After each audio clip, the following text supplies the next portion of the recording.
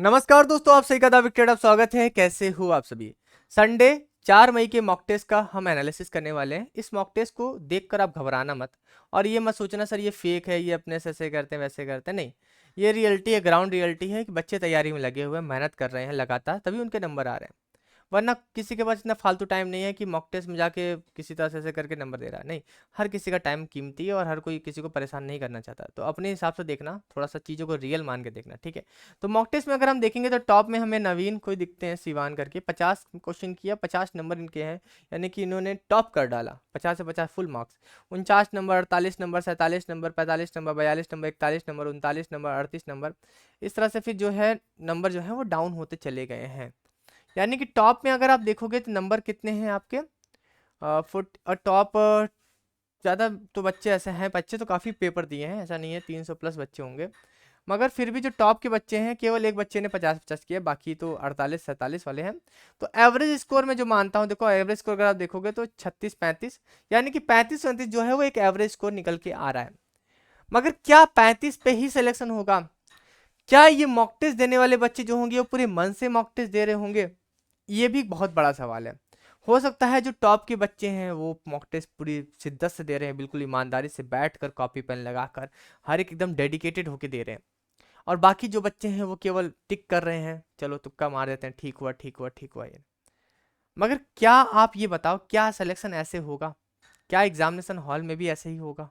ऐसे ही करोगे वहां पर? नहीं ना। तो फुल डेडिकेशन चाहिए ना, फुल डेडिकेशन के साथ दिया करो मॉक टेस्ट, ठीक है। अब उसके बाद हम बात कर लेते हैं कि सब्जेक्ट वाइज कितने कितने नंबर आए।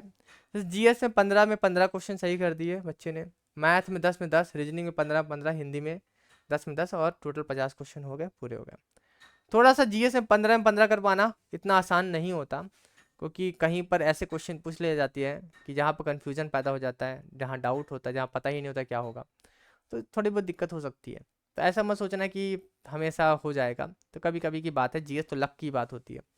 बाकी हम मैथ में कर सकते हैं, ऐसा नहीं है कि कोई बोलते सर मैथ में नहीं है, मैथ में हो सकता है, मैथ में हो सकता है, रीजनिंग में हो सकता है, हिंदी में हो सकता है। तो इन 3 सेक्शन को तो मैं मानता हूँ कि आप इसमें फुल कर सकते हो, और मेहनत करोगे तो और नंबर बढ़ेंगे ही, घटने वाले नहीं है, ठीक है। और कुछ बच्चों का एक माइंडसेट भी होता है, आपने देखा होगा एक माइंडसेट भी होता है। जैसे कि अभी आपने देखा आईपीएल में कुछ बच्चे ऐसे ऐसे आए हैं खेलने वाले, बच्चे ही कहेंगे, 14-14 साल के लड़के हैं, हमसे तो आधी उम्र के लड़के हैं, खेलने आए हैं। उनका माइंडसेट ऐसा है कि नहीं, मुझे डरना नहीं है किसी से, बस मुझे मारना है, मुझे रन स्कोर करने हैं। और 35-35 बॉल पे शतक मार दे रहे हैं।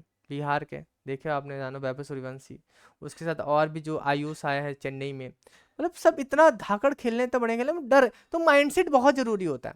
अब यहाँ पर क्या माइंडसेट है, जैसे कि कुछ बच्चों के नंबर यहाँ पर कम आए हैं, तो मैंने ये देखा है इनके बच्चों के कम आने का जो रीज़न है वो ये है कि ये सोचते हैं कि इतने पे ही सिलेक्शन हो जाएगा, इतना ही कर दो, इतना ही कर दो, ज़्यादा करने की जरूरत नहीं है। तो भाई क्यों ऐसा? अच्छा ये बताओ, अगर मार्केट में अगर आप जाते हो, ये बात मैं पहले ही बता चुका हूँ, बोल चुका हूँ बीएसएफ वालों को, आपको ही बताता हूँ। जैसे मार्केट में अगर आप कुछ जाते हो, तो मार्केट में 10 रुपये लेके चले जाओ, और आपको कोई चीज़ 50 की पसंद आ जाएगी, तो बोलोगे यार सर मैं 50 होता मेरे पास तो मैं चीज़ ले लेता।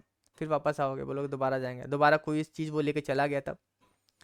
तो हमेशा हर चीज़ ज़्यादा लेके चलते हैं ना इंसान। क्या इंसान एक्सपेक्टेड रखता है ना कि ज़्यादा लेके चलो, कम का होगा तो अच्छी बात है, हो ही जाएगा, ज़्यादा का होगा तो मैं पहले से तैयार हूँ। तो वैसे मॉक टेस्ट और एग्जाम को भी आप वैसे ही समझो ना यार, हमेशा ज़्यादा का सोचो। 50 नंबर अगर बोले गए हैं तो 50 से 50 लाने की कोशिश करो।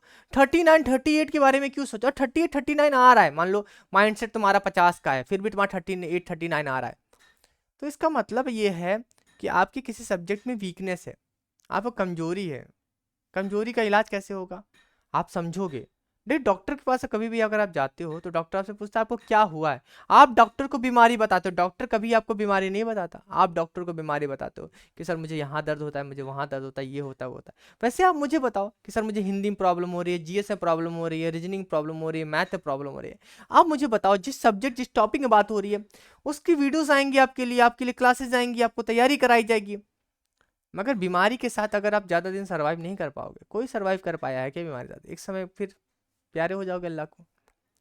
तो कोशिश करो, जो बीमारियां हैं, जो कमियां हैं, उनको दूर करो। जैसे भी करना पड़े आपको ही करना पड़ेगा, कोई और नहीं करने वाला आपके लिए, ठीक है। ना ही वो करने वाली है, आपको ही करना पड़ेगा। तो मेहनत करो और सिलेक्शन लो, नंबर थोड़े से लाओ। मानता हूँ कि कुछ बच्चे यहाँ पर 48-47 वाले हैं, इनसे घबराना नहीं है, मगर फिर भी आपको कोशिश करनी है कि 40 प्लस ही आपका नंबर होना चाहिए। ये जो 35-36 वाले वाले हैं ना, ये बच्चे थोड़ा सा रखो दम और अपनी मेहनत करो और बढ़ाओ नंबर, ठीक है। इसकी पीडीएफ वगैरह टेलीग्राम पे दे दूंगा आप सभी को, ठीक है। चलिए फिर अभी के लिए चलता, मिलते हैं नेक्स्ट वीडियो में। Thank you so much.